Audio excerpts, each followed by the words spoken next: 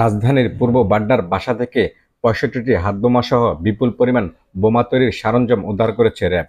এ সময় আটক করা হয়েছে ৩ কারিগরকে। বুধবার রাতে গোপন সংবাদের ভিত্তিতে টিনশেড বাড়িতে অভিযান চালিয়ে এসব উদ্ধার করে র্যাব। সংবাদ সম্মেলনে র্যাব জানায়, নারায়ণগঞ্জ কেন্দ্রিক সংবদ্ধ একটি দল বোমা তৈরির চুক্তিভিত্তিক কাজ করত।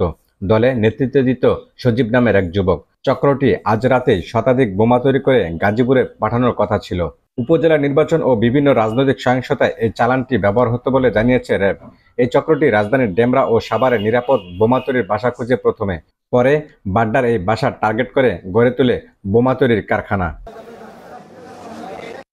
জঙ্গিদের যে কাটআউট সিস্টেম, সেই কাটআউট সিস্টেমে তারা আসলে এই বোমাগুলি প্রস্তুতকরণ এবং সরবরাহকরণের কাজটি করে থাকে।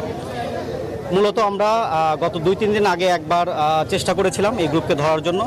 তাদের ঠিক এই বাড্ডা এলাকাতেই বোমা তৈরির কথা ছিল, কিন্তু নিজস্ব দুই গ্রুপের ভিতরে তারা যখন অন্তর্দ্বন্দ্বে জড়িয়ে যায়, তারা এই বোমা তৈরি থেকে বিরত থাকে এবং এই অভিযানটি করা সম্ভব হয়নি।